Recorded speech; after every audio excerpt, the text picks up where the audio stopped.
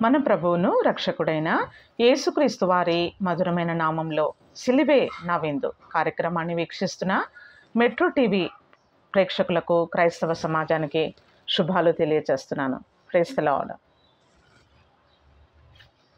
ఒక కీర్తన పాడుకుందాం. ప్రియ యేసు మన కొరకు ప్రేమతో పొందిన శ్రమలు కాంచగా కల్వరి దృశ్యం కారెను కళ్ళలో రుధిరం కాంచగా కల్వరి దృశ్యం కారెను కళ్ళలో రుధిరం ప్రియ యేసు మన కొరకు ప్రేమతో పొందిన శ్రమలు కాంచగా కల్వరి దృశ్యం కారెను కళ్ళలో రుధిరం కాంచగా కల్వరి దృశ్యం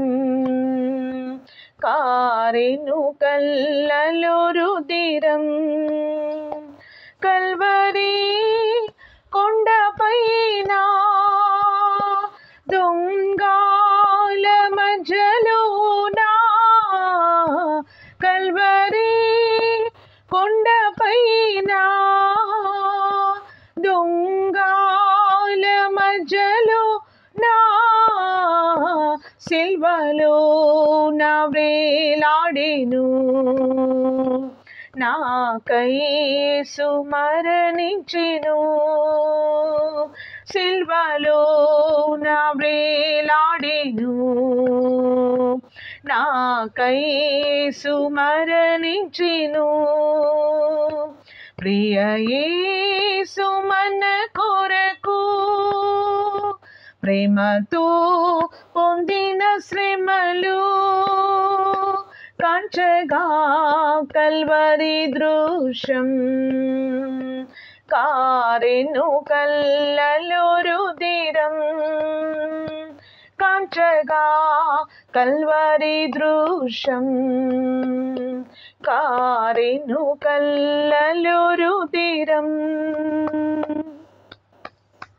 ముండ్లతో అల్లిన మకుటం జల్లాటమున పెట్టగా ముండ్లతో అల్లిన మకుటం జల్లాటమున పెట్టగా స్రవించి పరిశుద్ధ రక్తం ద్రవించి నా హృదయం స్రవించి పరిశుద్ధ రక్తం ద్రవించి నా హృదయం ప్రియ యేసు మన కొరకు ప్రేమతో పొందిన శ్రమలు కాంచగా కల్వరి దృశ్యం కారెను కళ్ళలో రుధిరం కాంచగా కల్వరి దృశ్యం కారెను కళ్ళలో రుధిరం పాపాంధకారములో పయనించు మనుజులను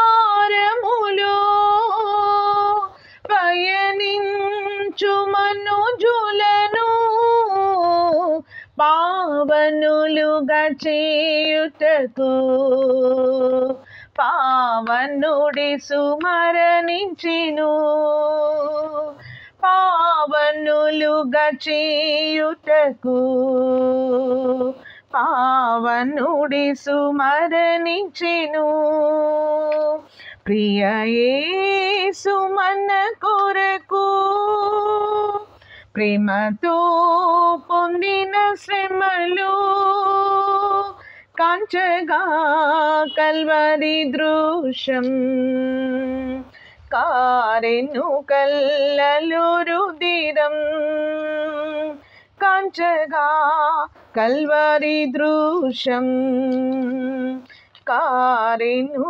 కల్లలు రుదిరం. Praise the Lord. హల్లెలూయా.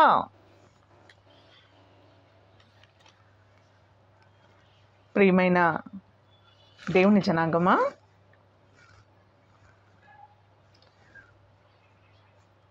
మన యొక్క యేసుక్రీస్తు ప్రభుల వారు చూడండి, 1 కొరింథీయులకు రాసిన పత్రిక 15వ అధ్యాయము, 1 కొరింథీయులకు రాసిన పత్రిక 15వ అధ్యాయము 3వ వచనము.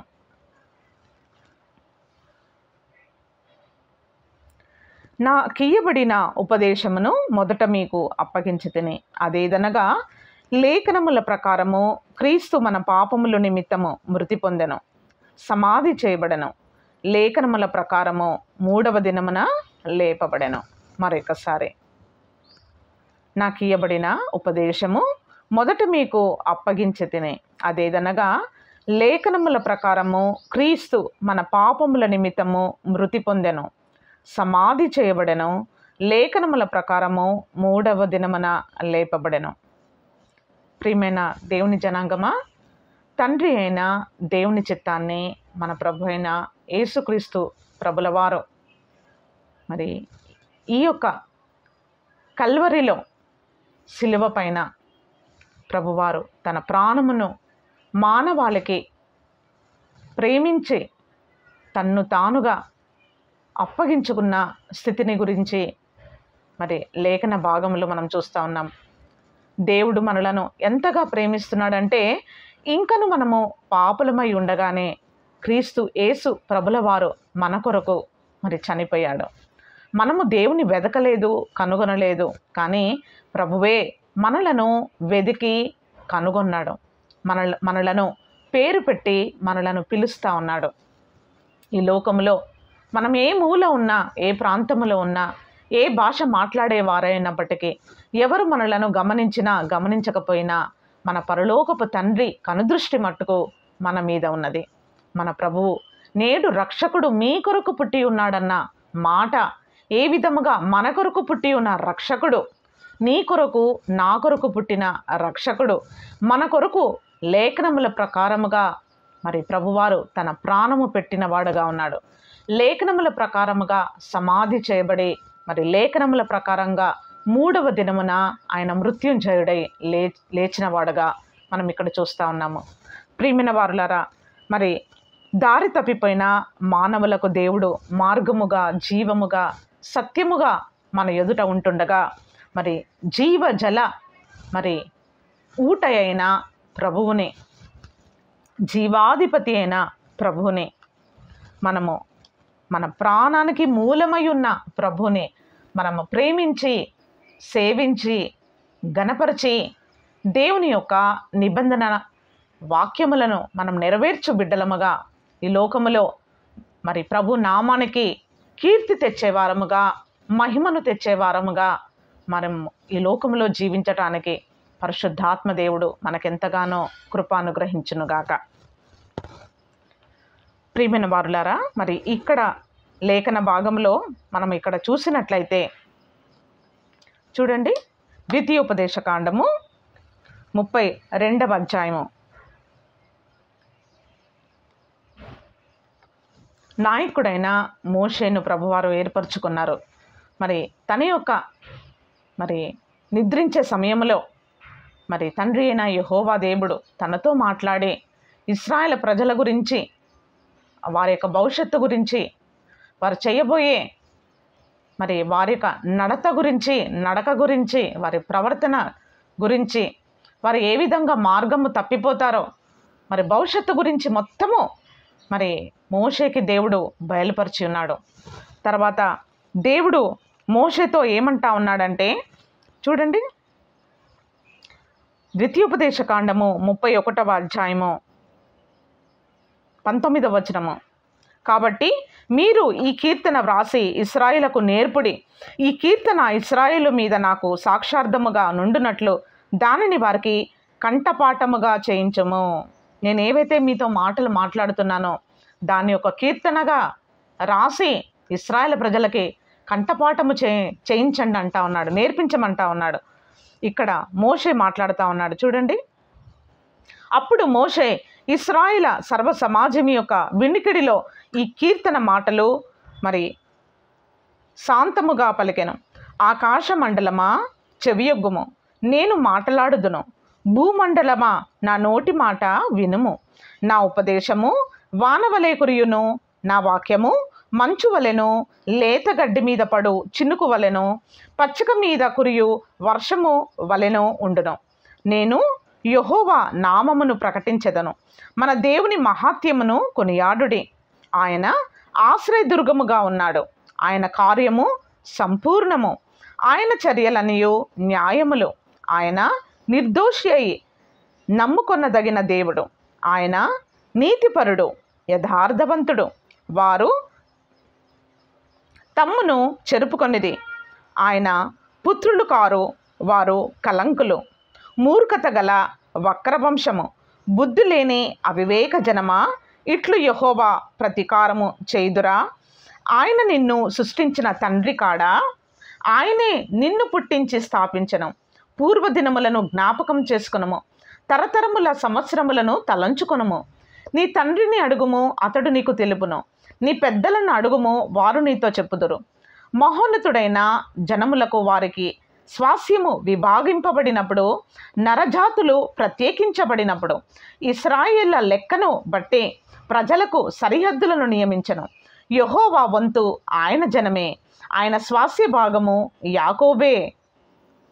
ప్రియమైన దేవుని జనాంగమా, దేవుడు మానవాళిని ఎంతగానో ప్రభువారు ప్రేమిస్తూ ఉన్నారు, కృప చూపుతూ ఉన్నారు.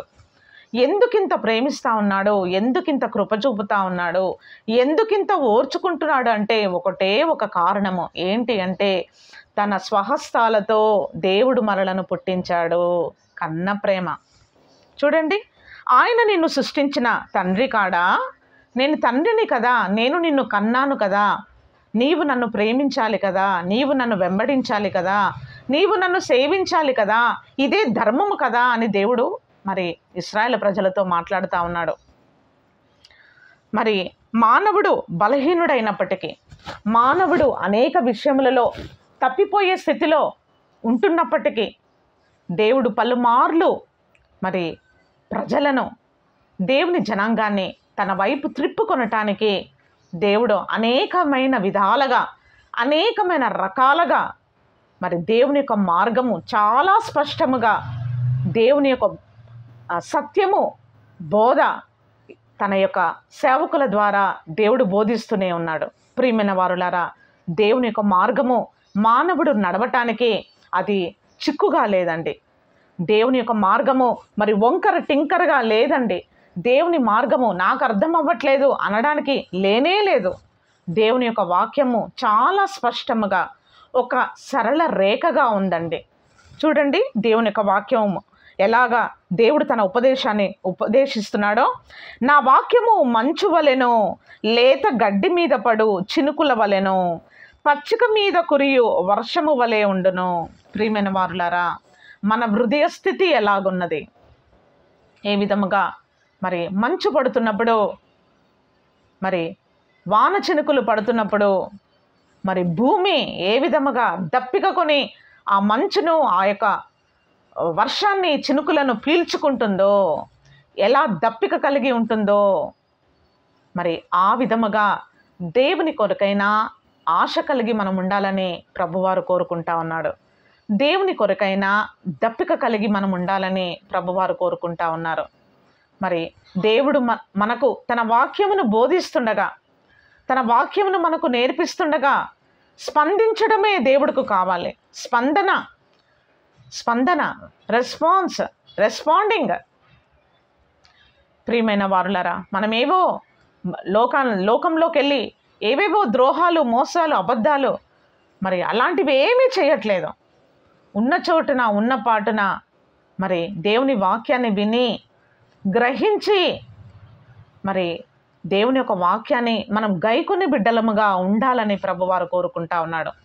మన యొద్ద ఉన్న వెండిని బంగారమును మరి దేవుడు కోరుకొనటలేదు, కానీ మానవుల్లో ఉండే మానవుడికి మూలమై ఉన్న హృదయాన్ని ప్రభువారు కోరుకుంటా ఉన్నాడు. ఆ హృదయంలో ప్రభువారు మరి దేవుని యొక్క వాక్యాన్ని ప్రతిష్ఠించమంటా ఉన్నాడు.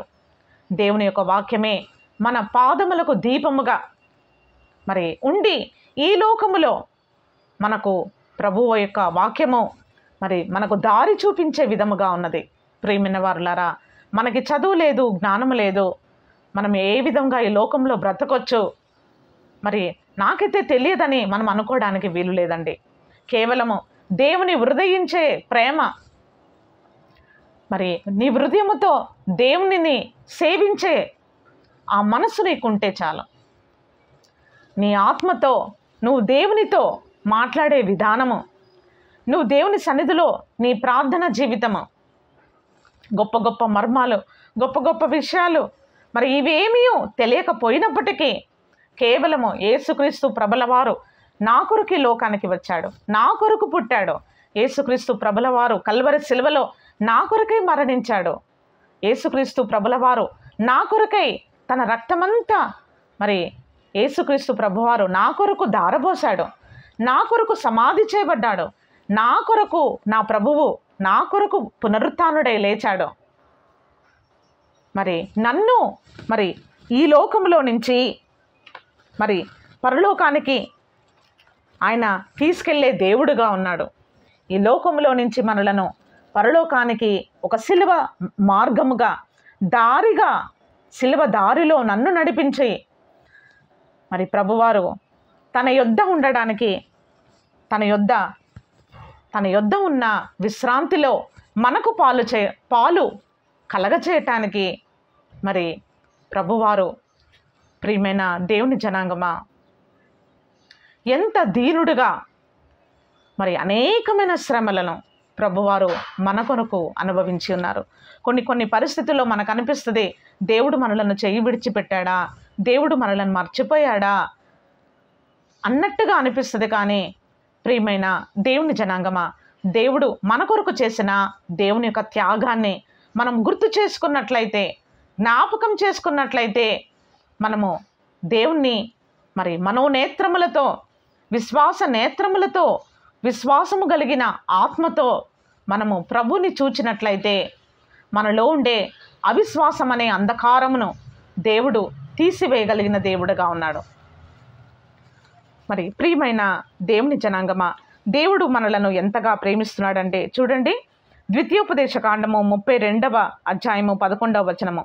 పక్షిరాజు తన గూడు రేపి తన పిల్లల పైని అల్లాడుచు రెక్కలు చాపుకొని వాటిని పట్టుకొని తన రెక్కల మీద వాటిని మోయునట్లు యెహోవా వాణ్ణి నడిపించెను. యెహోవా మాత్రమే వాణ్ణి నడిపించెను. ప్రైజ్ ది లార్డ్, హల్లెలూయా. అన్యుల యొక్క దేవుళ్ళు ఏ దేవుడును ఆయనతో కూడా ఉండలేదు. మన దేవుడు ఎటువంటి దేవుడు అంటే, ఒక పక్షిరాజు ఏ విధముగా తన యొక్క గూటిని చెరిపి ఆ చిన్న పక్షులకు ఎగరటానికి నేర్పించడానికి ఆ గూడునంతా చెదరగొడుతుందండి. ఎప్పుడైతే అవి ఎగరటానికి ప్రయత్నించి కింద పడుతున్న సమయంలో ఆ పక్షిరాజు ఏం చేస్తుందంటే ఆ రెక్కల మీద వాటిని అలా మోసుకుంటూ ఉంటుంది. మరి మన దేవుడు మరి ఈ లోకములో మనలను విడిచిపెట్టువాడు కాదు, ఈ లోకములో మనలను మరచువాడు కాడు. ఒక పక్షికి అంత ధర్మం ఉన్నప్పుడు, ఒక పక్షియే తన బిడ్డలకు మరి ఎగరడం నేర్పించినప్పుడు, ఈ లోకములో మనము జీవించటము కూడా దేవుడు మనకు నేర్పించేవాడుగా ఉన్నాడు. మరి ప్రియమైన దేవుని జనాంగమా, చూడండి దేవుని యొక్క వాక్యము ద్వితీయోపదేశకాండము 30వ అధ్యాయము 19వ వచనము. నేడు జీవమును మరణమును ఆశీర్వాదమును శాపమును నేను నీ ఎదుట ఉంచి ఉన్నాను. భూమాకాశములను మీ మీద సాక్షులుగా పిలుచుచున్నాను. ప్రభువారు ఏమంటా ఉన్నారంటే, నేను నా ధర్మశాస్త్రమును నేను మీకు వినిపిస్తా ఉన్నాను. చూడండి 12వ వచనము. ఇశ్రాయేలు అందరి ఎదుట ఈ ధర్మశాస్త్రమును ప్రకటించి వారికి వినిపింపవలెను. మీ దేవుడైన యెహోవాకు భయపడి ఈ ధర్మశాస్త్ర వాక్యములన్నిటిని అనుసరించి నడుచుకున్నట్లు పురుషులనేమి, స్త్రీలనేమి, పిల్లలనేమి, నీ పురములనున్న పరదేశులనేమి వాటిని విని నెరవేర్చుకొనుటకై అందరినీ పోగు చేయము. అలాగూ నేర్చుకున్న ఎడల దాన్ని ఎరుగని వారి సంతతి వారు దానిని విని మీరు స్వాధీనపరుచుకొనుటకు యోర్దానును దాటబోచున్న దేశమును మీరు బ్రతుకు దినములన్నీ మీ దేవుడైన యెహోవాకు భయపడుట నేర్చుకొందురు. Praise the Lord. హల్లెలూయా. దేవుని వాక్యాన్ని మనం విని దేవుని వాక్యానికి భయపడము బిడ్డలముగా, భయపడే వారముగా. ఎందుకు భయం ఈ లోకములో అంటే, దేవుని యొక్క వాక్యము ఈ లోకములో మన కనులకు కాటుకగా మనం ఒక భాసికముగా మనం కట్టుకున్నట్లయితే, మరి దేవుని యొక్క వాక్యము మనకేం చేస్తుందంటే, మనం చెడు మార్గంలోకి వెళ్ళకుండా, చెడు ఆలోచన చేయకుండా, చెడు పనులు చేయకుండా దేవుని యొక్క వాక్యము మనలో భయాన్ని పుట్టిస్తూ ఉంటుంది. ప్రేమైన వారులారా, ప్రభువారు ఏమంటా ఉన్నారంటే, మరి నేను మీకైతే సత్యమైన మార్గమును నేను బోధిస్తూ ఉన్నాను. నేను బోధిస్తున్నాను కాబట్టి ఒకవేళ దేవుడు నాకు బోధించలేదేమో అని మీరు అంటారేమో. అందుకే నేను ఏం చేస్తున్నానంటే, ఆకాశమును భూమిని కూడా నేను పిలుస్తున్నాను సాక్షులుగా. ప్రభువారు ఏమంటున్నారు చూడండి, మానవులకు నేను బోధిస్తూ ఉన్నాను, ప్రకటిస్తూ ఉన్నాను. దానికి సాక్షులుగా నేను ఏం చేస్తున్నానంటే, ఆకాశాన్ని కూడా నేను పిలుస్తూ ఉన్నాను, భూమిని కూడా నేను పిలుస్తూ ఉన్నాను. భూమి, నా ప్రజలకు నేను నా సత్యవాక్యమును ప్రకటిస్తున్నాను. ఆకాశమా, నేను నా సత్యవాక్యమును నా ప్రజలకు నేను బోధిస్తున్నాను. నువ్వే చూస్తున్నావు వాళ్ళని. నేను బోధిస్తున్నాను, వారు వింటున్నారు. వారి యొక్క మార్గములను ఏ విధముగా నడుస్తున్నారో, లేక వారి జీవితములను ఏ విధముగా వాక్యానుసారంగా కట్టుకుంటున్నారో నీవే సాక్ష్యముగా ఉండాలి అంటా ఉన్నాడు. ప్రియమైన వారులారా, మరి దేవుడు ఇంత నిక్కచ్చుగా, మరింత స్పష్టముగా దేవుడు మనతో తేటగా సూటిగా మాట్లాడుతున్నప్పుడు మనము చేయవలసిన పని ఏంటి అంటే, స్పందించడము. దేవుని యొక్క వాక్యాన్ని మన జీవితంలోనికి తీసుకొని రావటము. ఒకడు నీటి మూలముగా, ఒకడు ఆత్మ మూలముగా జన్మించితేనే కానీ దేవుని రాజ్యములో ప్రవేశము లేదని దేవుని యొక్క వాక్యము మనకి బోధిస్తూ ఉంది. నీటి మూలముగా అనగా మరి బాప్తిస్మము ద్వారా, ఆత్మ మూలముగా అనగా మరి పరిశుద్ధాత్మని అభిషేకము ద్వారా, దేవుని ఆత్మ ద్వారా ప్రభువారు నిన్ను ఒప్పించినప్పుడు ఆత్మ మూలముగా ఒక నూతనమైన జన్మను మనము విశ్వాసము ద్వారా పొందుకున్నట్టు. ప్రియమైన వారులారా, ఈ రెండు అనుభవములు మరి దేవుని వెంబడించే ప్రతి బిడ్డకు మరి ఉండాలి. ఎందుకంటే నీటి మూలముగా, ఆత్మ మూలముగా ఈ రెండు అనుభవాలు మనం గడించుకోవాలండి. మరి ప్రభువారు మనలను ఇంతగా ప్రేమిస్తూ ఉంటే మనము దేవుని వాక్యాన్ని ఏ విధముగా మనము నిర్లక్ష్యము చేయకూడదు. చూడండి, ద్వితీయోపదేశకాండము 30వ అధ్యాయము 15వ వచనము చూడుము. నేడు నేను జీవమును, మేలును, మరణమును, కీడును నీ ఎదుట ఉంచి ఉన్నాను. నీవు బ్రతికి విస్తరించినట్లుగా నీ దేవుడైన యెహోవాను ప్రేమించి ఆయన మార్గమందు నడుచుకొని ఆయన కట్టడలను, ఆజ్ఞలను, విధులను అనుసరించమని నేను నీకు ఆజ్ఞాపించుచున్నాను. అట్లు చేసిన ఎడల నీవు స్వాధీనపరుచుకొనుటకు ప్రవేశించు దేశములో నీ దేవుడైన యెహోవా నిన్ను ఆశీర్వదించును. Praise the Lord. హల్లెలూయా. దేవుడు మన ఎదుట మరి మేలును, జీవమును పెట్టి ఉన్నాడు. మేలులు చేస్తూ ఉన్నాడు. మరి మనకు ఈ లోకంలో కావలసిన మరి జీవాన్ని కూడా దేవుడు మనకు అనుగ్రహిస్తూ ఉన్నాడు. జీవము, నిత్య జీవము, మేలులు మరి మన జీవితానికి, మన ఆత్మకు మనకి స్వాస్యముగా ఇవ్వటానికి శాశ్వతమైన జీవాన్ని దేవుడు మనకి ఇవ్వాలని కోరుకుంటా ఉన్నాడు. మరణమును, కీడును నీ ఎదుట ఉంచి ఉన్నాను. మేలు జీవమే కాదండి, మరణము, కీడు కూడా ఉంచుతా ఉన్నాడు. ఏది కావాలి? మేలు కావాలా? జీవము కావాలా? మరణము కావాలా? కీడు కావాలా? ఏది కావాలి నీకు అని ప్రభువారు మనతో మాట్లాడుతూ ఉన్నాడు. ప్రియమైన వారులారా, నేను ఎన్నుకోను, నేను చూస్ చేసుకోను, నేను నిర్ణయం తీసుకోను అంటే మనకి మిగిలింది ఏంటి అంటే కీడు, మరణము. లేదు, నేను నిర్ణయం తీసుకుంటాను, యేసుక్రీస్తు ప్రభుల వారు తండ్రి అయిన దేవుడు నా కొరకు పంపించిన ఆయన దేవుని కుమారుడై ఉన్నాడు, యేసుక్రీస్తు ప్రభుల వారు నా కొరకు పుట్టిన రక్షకుడై ఉన్నాడు అనేసి మనము దేవుని యందు విశ్వసించి మనం ప్రార్థన చేసినట్లయితే, దేవుని యొక్క వాక్యాన్ని మనం అనుసరించి గాయకొనినట్లయితే దేవుడు మనకు మేలు కలగచేయు దేవుడుగా ఉన్నాడు, మన కొరకు మరి జీవాన్ని ఇచ్చు వాడుగా ఉన్నాడు. ప్రియమైన వారులారా, నేను గొర్రెలకు జీవమిచ్చుటకును అది సమృద్ధిగా ఇవ్వటానికే నేను ఈ లోకానికి వచ్చానని ప్రభువారు అంటా ఉన్నారు. మరి ఈ సమృద్ధి అయిన జీవాన్ని ఈ లోకములోనే మనము అనుభవించుట దేవుని యొక్క చిత్తమై ఉన్నది, మరి దేవుని యొక్క సంకల్పమై ఉన్నది. ప్రియమైన వారులారా, మరి చూడండి, ప్రకటన గ్రంథము 2వ అధ్యాయము 11వ వచనము. నమ్మకముగా ఉండుము, నేను నీకు జీవ కిరీటం ఇచ్చెదను. మరొకసారి చదువుతున్నానండి. నమ్మకముగా ఉండుము, నేను నీకు జీవ కిరీటం ఇచ్చెదను. జీవమును మేలునిచ్చే దేవుడు, జీవ కిరీటమును మనకు ఇచ్చువాడుగా ఉన్నాడు. ప్రియమైన వారులారా, దేవుడు మన కొరకు సిద్ధపరుస్తున్న, మన కొరకు ఏర్పాటు చేస్తున్న దేవుని యొక్క రాజ్యములో మనము స్వతంత్రించుకొనబోయే దేవుని యొక్క స్వాస్యములో దేవుడు మనకి భాగాన్ని కలగజేస్తూ ఉన్నాడు. స్వాస్యం అనగా దేవుని యొక్క ఆస్తిలో మనకి భాగమును అనుగ్రహిస్తూ ఉన్నాడు. యెహోవా వంతు తన జనమే. ప్రియమైన వారులారా, మరి దేవుడు ఒక ప్రత్యేకమైన జనముగా దేవుడు మనలను ఈ లోకములో ఉండాలని ప్రభువారు కోరుకుంటా ఉన్నాడు. మరి దేవుడు మనకి జీవ కిరీటాన్ని ఇవ్వబోతున్నాడు కాబట్టి ఈ లోకములో మనము జీవము కలిగిన వారముగా, జీవాన్ని అనుభవించే వారముగా, జీవపు వెలుగు కలిగిన వారముగా ఉండాలని దేవుని యొక్క వాక్యము మనకి బోధిస్తూ ఉంది.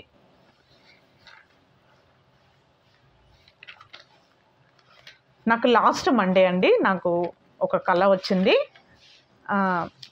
నేను ఆ కళ చూసిన తర్వాత నేనెంతో భయపడ్డాను. తర్వాత నేనెంతో ప్రభా, నాకు ఈ యొక్క కళ చూపించడానికి నాకేమాత్రం అర్హత లేదు ప్రభా, నాకు యోగ్యత లేదు ప్రభా అని దేవుని సన్నిధిలో నేను ఎంతగానో ప్రభు సన్నిధిలో ప్రార్థన చేసుకున్నాను. మరి ఆ కళ ఏంటి అంటే, నేను మార్నింగ్ లెగుస్తున్నానండి. మార్నింగ్ తెల్లవారుజామున ప్రార్థన చేసుకొని పడుకున్నాక మార్నింగ్ జస్ట్ అట్లా లేచేటప్పుడు నాకు ఒక పిక్ చూపించారు, ఒక ఫోటో చూపించారు. జస్ట్ ఇట్లా ఎగ్జాంపుల్ మీకు చూపిస్తున్నాను. ఒక ఫోటో నాకు ఇలా చూపించారు. చూపించి నేను ఆ ఫోటోని అలా చూస్తున్నాను. చూపించిన వెంటనే నాకు మెలకు వచ్చేసింది. మరి ఆ యొక్క ఫోటోలో ఏముంది అంటే, మరి యెరూషలేములో ప్రాంతములో కట్టబోతున్న 3వ మందిరం యొక్క ఆర్కిటెక్చర్ ఉందండి. మరొకసారి చెప్తున్నాను, యెరూషలేములో 3వ మందిరాన్ని కట్టబోతున్న ఆర్కిటెక్చర్ ప్రభు నాకు చూపించారు. అది ఇంచుమించు నాకు ఎలా అనిపిస్తుందంటే కొద్దిగా ఎక్సోగాన్ టైప్లో ఉందన్నమాట. గ్రౌండ్ వర్క్ అంతా చూపించారు ప్రభు.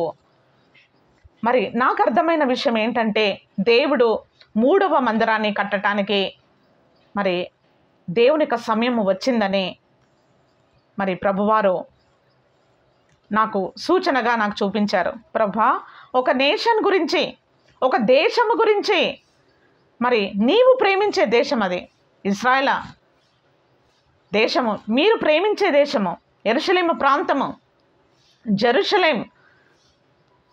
మరి ఆ దేశములో 3వ మందిరము కట్టబోతున్న విషయము అదొక రివిలేషన్. రెండవది ఏంటంటే దేవుని యొక్క మరి వాక్యానుసారంగా కూడా అది మరి సత్యం అండి. మనము దేవుని యొక్క రాకడ చాలా సమీపముగా ఉన్నది. దేవుని యొక్క సమీపముగా మనం ఉన్నాము గనక, దేవుని రాకడ బహు సమీపముగా ఉన్నది గనక, యెరూషలేములో 3వ మందిరం కట్టడానికి కూడా అనేక విధాలుగా మరి సిద్ధపడి రెడీగా ఉంది. అంత రెడీమేడ్గా ఉందన్నమాట. ఇంకా కట్టేయడమే. దేవుని సమయము కూడా మరి ఆసన్నమైనదని మరి ప్రభువారు నాకు బయలుపరిచి ఉన్నారు. మరి ప్రియమైన దేవుని జనాంగమా, మరి పరిశుద్ధాత్మ దేవుడు నాకు అలా బయలుపరిచినప్పుడు నేను దేవుని ఎంతగానో స్తుతించానండి. నేను ఇందాక చెప్పాను కదండి, జీవ కిరీటము, జీవము, మేలు అని. చూడండి, ఎఫెసీయులకు రాసిన పత్రిక 5వ అధ్యాయము 10వ వచనము. గనుక ప్రభుకేది ప్రీతికరమైనదో దానిని పరీక్షించుచు వెలుగు సంబంధుల వలె నడుచుకొనుడి. Praise the lord. వెలుగు ఫలము సమస్త విధములైన మంచితనము, నీతి, సత్యము వాటిలో కనబడుచున్నది. ప్రభునందు వెలుగై ఉన్నారు. మనము ప్రభునందు వెలుగై ఉన్నాము. వెలుగు ఫలము, వెలుగుకు ఒక ఫలము. Praise the lord. చెట్టుకు ఒక ఫలం ఎలా ఉంటుందండి, అలానే దేవుడు మనలను వెలిగించాడు. మనము వెలుగు ఫలాలు ఇచ్చేవారముగా ఉండాలి.